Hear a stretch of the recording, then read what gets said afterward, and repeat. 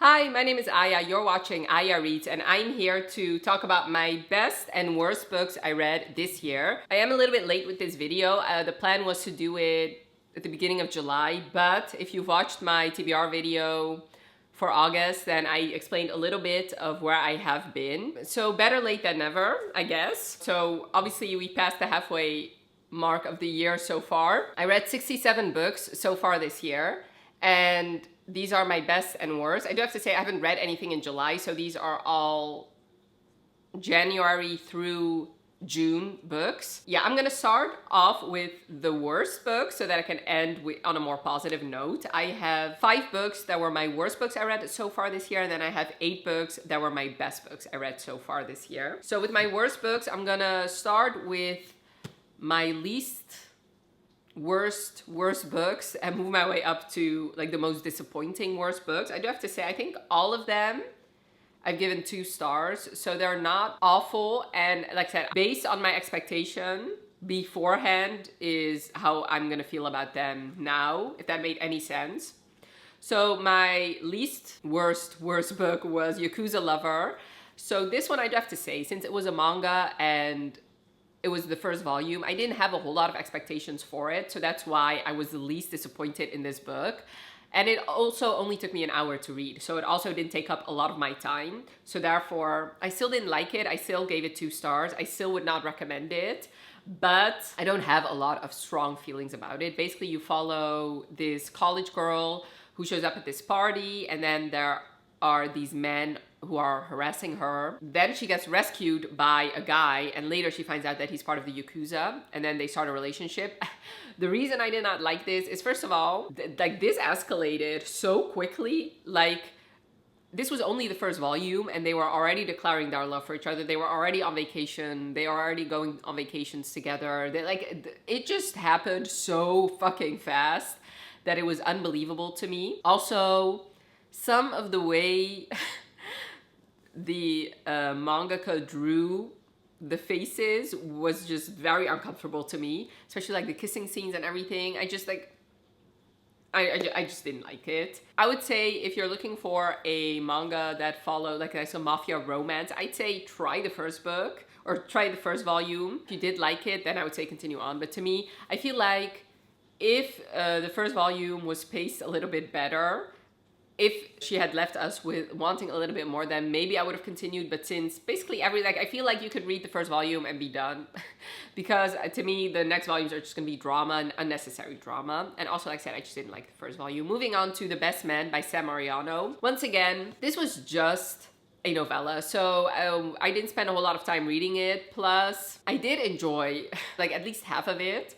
So once again, that's why this also doesn't really offend me that much. This is about a girl who's been engaged for a while, and her bachelorette party was a mess. So she decides to go sleep at her fiance's place, who's having his bachelor party. And then her fiance's brother shows up, and she always had a sense that he didn't like her, and she also didn't like him because of that. He tells her that he wants to give his brother a surprise, because his brother has always fantasized about having sex with this mysterious stranger. So he tells her that he's gonna tie her up and the lights are gonna be down so that her fiance is gonna just come and fuck her, and then later he'll tell him who she actually is.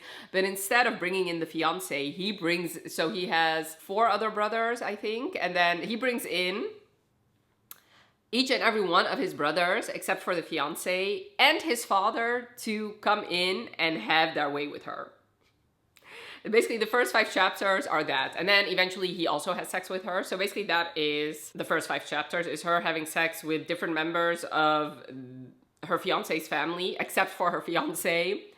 And that is the part that I knew what I was signing up for. I didn't mind it. It's unhinged, but it's Sam Mariano, so I knew it was going to be unhinged. That is not why I gave this 2 stars. The 2 stars came in with the rest of this novella, because the rest of the novella is basically their HEA. And that to me was so unbelievable again. I didn't like that at all. Like, I think with novellas, I know you only have so many pages, obviously, since it's a novella, but you can play with time and play with the passage of time in a couple different ways, or you can just have it be a happy for now. To me, this just didn't work, especially the way they started off. It became jumping the shark, having them have an HEA in the amount of time that passed like in the real world. It just didn't make a whole lot of sense to me, and it made this couple annoying, when before I was kind of intrigued because I was like, you both of you are unhinged, yet I like reading it. And then the second half they became annoying. So yeah, I just preferred, like I said, either Happy for Now, or I would have preferred a bigger time jump to have them have their HEA. So that is why this was 2 stars. But like I said, this was only like 140 pages, and I definitely flew through it, and especially the first 5 chapters were very intriguing to me. Moving on to This Summer Will Be Different by Carley Fortune. This is her 3rd book. It's the 2nd book that I've read. I actually read Meet Me at the Lake last year for the Goodreads Choice Awards, and I hated that one. That one I gave 1 star. This one I liked a little bit better, which is why it's about halfway through this list. I thought this was definitely an improvement for Meet Me at the Lake, because that book was a shit show in my opinion. This one I thought was definitely better. I liked the hero more in this book, and I was intrigued. Like my plan for this book was actually to listen to it, but since I was very intrigued by the story, I decided to stop and read it physically. And maybe honestly I probably shouldn't have done that. Oh, I just realized I gave this book 2.5 stars, so technically I should have talked about this first. But like I said, the other 2, even though they were 2 stars, I wasn't that disappointed in them because it just didn't take up a lot of my time. Whereas this book, obviously, since it is over 300 pages, it was basically the reason, not really, but part of the reason why I am in a reading slump, because this took me way too long to read. So that's why it is halfway through the list and not at the beginning. Okay, so basically you follow Lucy and Felix. Lucy's best friend is from this island called Prince Edward Island. And the first time she invited Lucy there, her friend actually missed her plane. So Lucy was there on her own for the first day. And there she met this guy who's an oyster shucker. And they had this wild and magical night together. Then the next morning, she finds out that he's actually her friend's brother. And one of the rules her friend had was, don't fall in love with my brother. So we basically follow present day, and we follow 5 years of flashbacks of when Lucy and Felix, like, of their interactions together. Present day is actually her friend is supposed to get married, but like a week before the wedding, she flees to Prince Edward Island and asks Lucy to come with. And the present day is actually Lucy interacting with Felix after something happened last year that neither of them want to talk about. And also her trying to figure out, is her friend still getting married and what's up with her friend? Basically that. Like I said, I did enjoy it more than Meet Me at the Lake, but that was not a difficult task because Meet Me at the Lake was, like I said, a pile of shit in my opinion. This book was better, but still, I don't think Carley Fortune is the author for me. I don't mesh well with her writing style because I feel like she focuses way too much on looks and on sex, and not enough on other things these characters like about each other, which makes these characters, I just don't know these characters. Like, who are you? I just don't know them. And I felt the same way in the first book. I do have to say, I know these characters better than the ones at Meet Me at the Lake because they, at least we spent 5 years of these two getting to know each other. But still, like I said, she just focuses way too much on the hotness of them and not enough on the emotional connection, not enough on the personality. And also, like I said, she focuses a lot on sex, which I don't mind, obviously, but a lot of these are closed doors. So then why focus on sex so much? Like, to me, if you're gonna focus on sex, then have me see the sex scenes, or just don't focus too much that much on sex. Have it be a little bit less. I think that would solve a lot of the problems, but yeah, for that I have with this book. Obviously, Carley Fortune is very popular, so take my opinions with a grain of salt. Like I said, I just don't think her and me mesh well together, which makes me honestly think that I should stop reading her books, except for the fact that she's constantly on these Goodreads lists that I do want to read all of the books for, so I don't know, we'll see. For now, this was a 2.5. I would recommend it. I would definitely recommend it over Meet Me at the Lake. But if you have similar issues to me, then maybe she's not the author for you. My second to last book is One Hot Italian Summer by Karina Halle. This book I actually read for my Italy vlog. The plan was to read books that are set in Italy or have Italian characters while I was in Italy. So I only ended up reading One Hot Italian Summer, mainly because I really didn't like this book. So you follow this author who previously used to co-write her books with her best friend, and then actually her best friend passes away, and now she has this new deal that she has to write books on her own, but she has been having writer's block, so her agent decides to send her to her vacation house in Italy, so that hopefully, since she's from Scotland, it's very dreary, rainy there, hopefully like a new setting with sunshine will inspire her more. So she takes her up on her offer and goes to Italy, but when she gets there on the first day, she realizes that she's not the only one there. There's actually a man with his kid living there. She later finds out that it's actually her agent's ex-husband and that is their child together. The man named Claudio, he tells her that, you know, he feels bad since they were actually not supposed to be there, but they were supposed to go on vacation, but Johnny, or Vianney, I think. Anyway, his son, his best friend who they were supposed to go on vacation with, broke his leg and now they're not going on vacation anymore. So he tells her that she can stay and they'll, you know, stay out of each other's hair. But obviously that doesn't work out. They're gonna fall in love. And I just did not like this book. Mainly, I found Claudio to be very unlikable because I thought that he was a shitty dad. I felt like the kid was only used as a prop to get these two together and not a real character. Like, he was constantly being shipped off wherever, even though technically this vacation was, like, this summer holiday was supposed to be about Claudio spending time with his son. And the only thing this man was doing was either working on his sculptures or fucking Grace, who was so that I just didn't like that. If you're gonna have a single dad in the story, I want him to be a good one, because if he's not, then he's just gonna be unlikable to me. Also, I had issues with the writing style. I cannot really pinpoint what I didn't like about it. It just, the way it was written was just, I wasn't vibing with it. Also, Grace, the main character, I found her annoying at times. And once again, this also to me felt very, very surface level. I never felt like I knew these characters, so similar to This Summer Will Be Different, we focused a lot on the sex. And even though in this book we actually got to see them have sex, so I guess that's a different issue. But once again, we never really spent a whole lot of time on the emotional things. Also, this character was supposed to be grieving. We barely spent any time on that. I also found the hero to be very wishy-washy, like he would push her away, but then he would reel her back in again. It was just like I just didn't like it. There are some things I did love about it. I love the Italian setting. I do think that she gave a beautiful description of Italy and about the places, the food they were eating, the drinks they were having. And obviously the Italian language. I loved reading that. And our meet cute was the most funniest meet cute ever, so I did really enjoy that. Hopefully I'll love other books by her. This is my first Karina Halle, but I have a lot of books on her on my want to read, so hopefully I'll read another book by her and I will love it more, but this just wasn't for me. And like I said, the biggest thing was the kid and the way he interacted with the kid. And last and unfortunately least is Not in Love by Ali Hazelwood. This, to me, it's not the worst out of all of them, but it's definitely the most disappointing because I was having the highest hopes for it. I have read 3 other Ali Hazelwood books and I've given all of them 5 stars, and this got a 2-star. So yeah, it was supposed to be an erotic romance, but it just didn't work at all. I feel like, first of all, the heroine was very unlikable. Like, she just did not spend any time making her a likable character. And the main reason, it's not that she was unlikable as a person. In this relationship, it just was so unbelievably unbalanced. And she only acknowledged that at the very end, which I found to be very, very unfair. And because of that, I lost respect for him. Like, how can you allow somebody to treat you like that? Like, I just did not understand this romance at all. And he was fine with everything. And like I said, I just cannot respect a man who would let somebody else walk all over him and not do anything about it, and just like say thank you afterwards.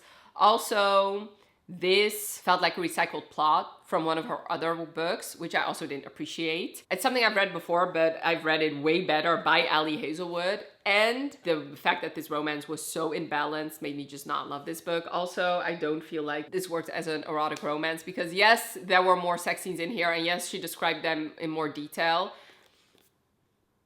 I've read more interesting erotic romances, so yeah. I appreciate the fact that Ali is trying something new, but I think she should just stick to her tried and true. That rhymed. Yeah, this just, like I said, it just didn't work for me. And I believe I'm not the only one. So yeah. Moving on to my favorite books. So I'm gonna start with my least favorite, and move my way up to my favorite book I read so far. So my least favorite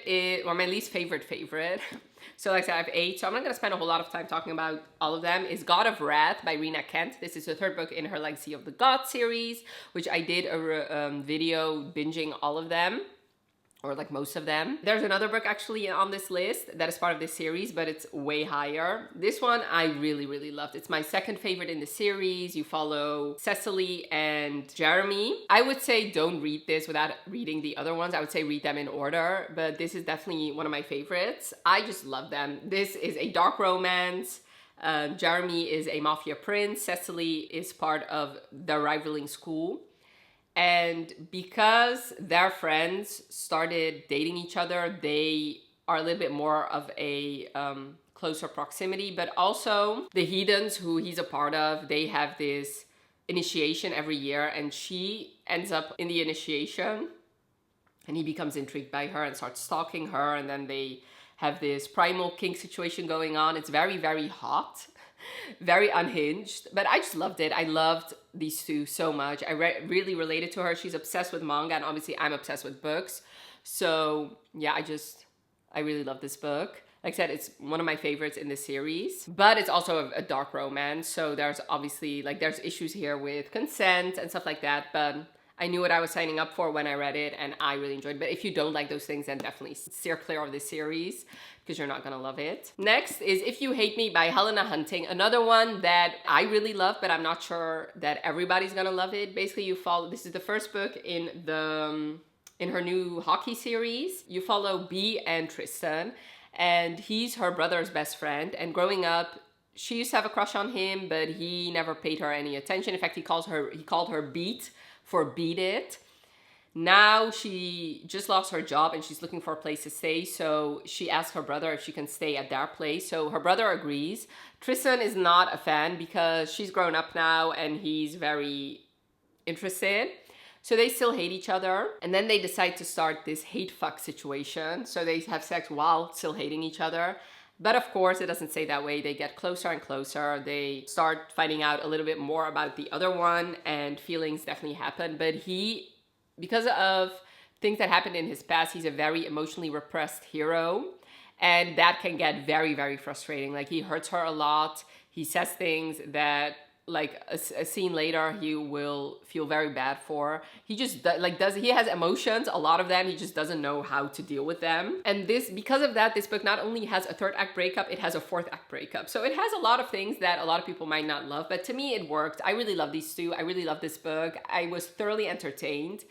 And I really liked it. It was very hot. Helena Hunting is slowly becoming one of my favorite authors, because another of her books, actually the next one I'm going to talk about, I also read this year and was one of my favorites, which is Pucked by Helena Hunting. Another hockey romance, but this one was actually written in 2015, or published in 2015. I read this book at the beginning of the year and I have not stopped thinking about it. Basically, you follow Alex and Violet, and Alex is Violet's stepbrother's captain for also a professional hockey team.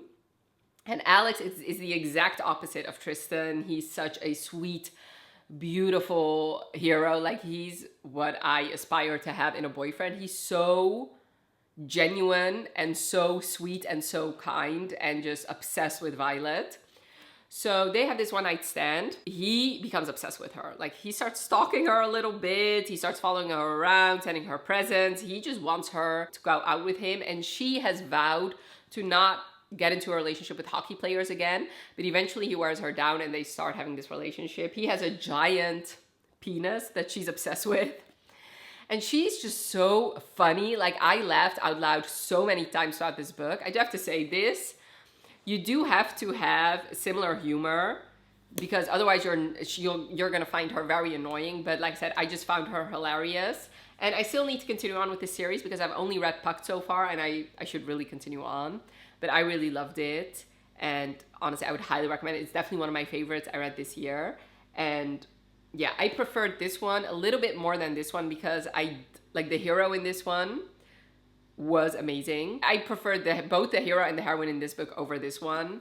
And yeah, it was like, even though this was written almost 10 years ago, to me it still stands. There are a couple issues I had with it, which is why I initially gave it 4.5 stars, but sitting with it, and just the fact that I just cannot stop thinking about it made me eventually give it 5 stars, and it's definitely one of my favorite books I read this year. Another book I read for the same vlog I read Pucked In was The Highwayman. So basically the books I read for that vlog were books that have been recommended over and over and over again. So there was a high chance that I was gonna love them.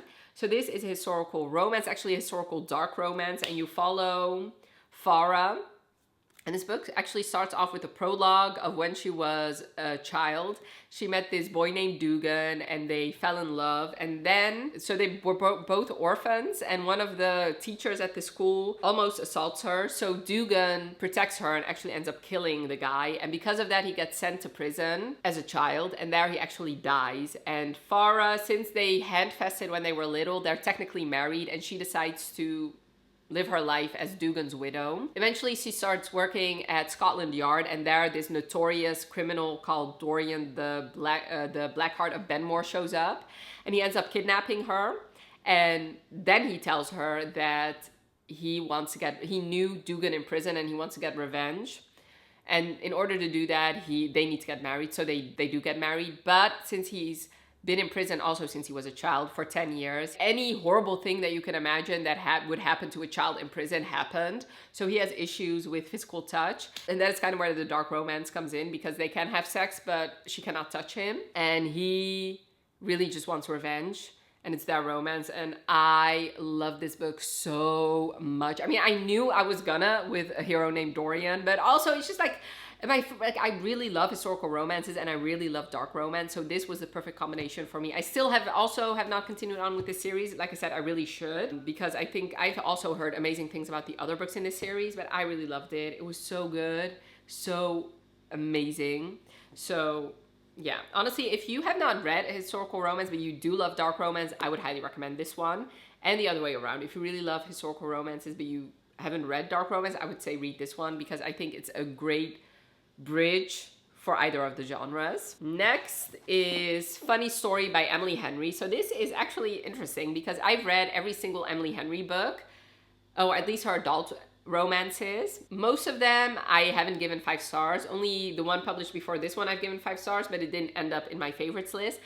I think this one will definitely end up in my favorites list because I have not stopped thinking about this book ever since I read it. You follow Daphne and Miles. Actually, now that I'm saying this, I might have loved Pucked and The Highwayman a little bit more than this one, but we'll see. I guess my final actual rating you'll get when I do my final top whatever of the year. Moving on. So Daphne and Miles now live together because their exes started dating each other. So basically, Daphne used to be with Peter and Miles used to be with Petra. And Petra and Peter were childhood friends. On Peter's bachelor party, Petra confessed her feelings, and they both decided to break up with their significant others to be with each other. And now both Daphne and Miles really, Daphne doesn't have a place to stay. So she asks Miles if she can move in with him. And while they're living together, they slowly get closer. They bond over their shared heartbreak. Daphne moved to the city for Peter, and now she wants to move away, but she's a librarian and she's doing this readathon. And that takes place at the end of the summer. So her plan is to stay through that readathon and then move out afterwards. Miles doesn't want her to. So since she moved here for Peter, he doesn't want her to leave here for Peter. So his goal is to show her around the city and show her how beautiful it is so that maybe he can entice her to stay. Also, Peter and Petra, not only did they start dating each other, they got engaged soon thereafter and actually invited both of them to their wedding. So they decide to RSVP. And when Peter calls Daphne, he makes it clear that the reason both of them got invited is because it was the right thing to do and not because he really wanted to. So she decides to tell him that she's coming, she's bringing her boyfriend, and her boyfriend is Miles. So this also involves fake dating. I really, really love this book. I really love their relationship. Once again, it was the kind of relationship that I would want. Like, he was such a good, genuinely good guy. And as much as I love dark romance, as much as I love like the unhinged heroes, obviously I don't want those in real life. What I want is a sweet, sweet guy like Miles. And yeah, I was thoroughly entertained by this book. I loved that they both had issues, but I also really loved how honest they were with each other, how like eventually they knew each other through and through. And I just love the roommates to lovers trope. That is such a god tier trope for me. And I also really loved his sister coming and also staying at his place. So it felt like a giant slumber party. I just really loved this book so much. So yeah, definitely my favorite Emily Henry. And one of my favorite books I read this year. Another one is the Mindfuck series. So I read the first book again for that vlog where I also read Pucked and the Highwayman. And I enjoyed it, but it wasn't my favorite. I gave it 4 stars. Then the other ones, however, I fell in love with the series. For those of you who don't know, you follow a serial killer named Lana, and she falls in love with an FBI agent on her case named Logan. And basically this is very episodic, so it's actually 5 novellas, but if you buy it physically, it's a bind up. And that is how I would recommend it. I would say binge them because it felt like a TV show to me. And still now, it's very vivid in my brain because of the writing style, because of the way it's set up. I just really loved it. While I was reading it, I was dreaming about it. Like, it was constantly on my mind, and I could not stop talking about it either. I can definitely see why this is such a beloved book on BookTube, because I think it very well deserves the hype, and I don't see a universe where this will not be in my top whatever of the year, because like I said, even though I think I finished it in April, now it's July, I still have not stopped thinking about it. It is such a good series. And to me, it's just like the perfect combination of a romance and a thriller. And like I said, it just felt like a TV show to me. I still don't understand why this was never made into a TV show, because I think it would be a very popular one. Now for my top 2, number 2 is God of Fury by Rina Kent. So this is the 5th book in the Legacy of the Gods. This is her one and only romance. And I think she should write more because this was so beautiful to me. So you follow Nikolai and Brandon. Basically, Nikolai has been interested in Brandon from the very beginning. You have seen them throughout the other 4 books, and they've been teased and teased and teased. So now we finally get there. But we actually go back a little bit and see their interactions from the very beginning of God of Malice. And Brandon always thought that he was straight. Nikolai was very sure of his sexuality. He knew that he was bi. He's just interested in Brandon. Brandon is this prim and proper, aristocratic, posh boy, and Nikolai is this wild guy, like long hair, tattoos, barely wears any clothes. So they are the complete opposites. But there's something about Nikolai that intrigues Brandon too. So eventually he agrees to just have sex and nothing more. Yeah, obviously this turns into romance. I really loved it. Like, Brandon broke my heart. Like, I felt so sorry for him. I was spoiled on what was going on, so I knew from the very beginning what happened to him, and that was just like more heartbreaking to read, in my opinion. I just felt so sorry for him, but I thought this was a beautiful romance. So this is technically a dark romance, but it's not dark because their relationship is dark, because honestly, it wasn't. It's mainly because of the subject matter and what happened to Brandon that is dark. But comparing it to the other 4, in the first 4 books, it's definitely a dark romance because the characters, especially the heroes, are very dark. Like, they are unhinged and they do like bad things. Like, there's a lot of like non-con, dub-con, stuff like that. In this case, there's no non-con going on, or dub-con. This was beautiful in my opinion. I can definitely see why this book was so hyped, and I'm gonna be part of that hype train because this was beautiful. Like, once again, I have not stopped thinking about it ever since I read it. I would reread it now if I could. I mean, I don't know why I can't, because I'm in a reading slump, so maybe I should, but this is also very heavy, as beautiful as it is. I just love it. I love it so much. And last but most certainly not least, my favorite book I read so far this year is Just for the Summer by Ali Jimenez. So once again, similar to Emily Henry, I've read 2 other Ali Jimenez books, and as much as I love them, and I could definitely see why a lot of people love them, there were some things that prevented me from giving those 2 books 4 stars. Actually, the first 2 books in this series, Yours Truly and Part of Your World, I gave both of them 4 stars. This is a definite 5 stars, and I love this with my whole heart and soul. You follow Emma and Justin kind of goes viral because of something he posts on Reddit, where he says that he's always the guy that girls date before they find their true love. And Emma has a similar problem. So they connect. She sends him a message saying that she has a similar problem. Then they start talking, and then Justin suggests, How about they date each other? Because obviously there's a curse going on, and once they date each other, they'll cancel each other's curses out, and that way the next person they're gonna meet is gonna be their love of their lives. So she agrees. She's a traveling nurse. She'll just start a position where he lives. They make this agreement where they'll date for a month, have a set number of dates, and after that they'll just break up. Justin is once again the type of hero that I would love. He's so genuinely sweet. Like, I just fell in love with him. He was like the sweetest guy ever. I just really loved their romance. And I really loved Emma too. I thought she was such a great character. And I really appreciated that they both had some big issues related to family that obviously have a big impact on their lives and eventually will have a big impact on their relationship. And even though this also felt a little bit unbalanced to me, I just thought that Abby handled it way better than Ali did. And to me, it felt like Emma was at least trying, even though she knew that she had issues and it was probably going to be a little bit unbalanced. She was trying, and she was trying to balance it out a little bit, which is why I really love this. This was like so beautiful to me. And these characters have just burrowed their way inside my heart and just have not let go. So yeah, for now, it's my favorite book I read this year. I don't know if it will stay that way, but for sure, I don't see, like, it's probably, if it's not going to be my favorite book this year, at the end of the year, it's probably going to be somewhere in the top 3. And I just really loved it. So it's my first 5-star I gave Ali Jimenez, and it's like one of my favorite books. It is my favorite book I read this year so far, so I'd highly recommend it. And technically, you can read this book without having read the other ones. But I would say, if you're gonna read this one, if you don't mind reading another book first, I would highly recommend reading at least part of your world before reading this one, because the characters do connect in a big way. So yeah, those were my worst and best books I read so far this year. Definitely let me know in the comments below what your worst and best books were that you read this year. And what did you think of the books that I talked about?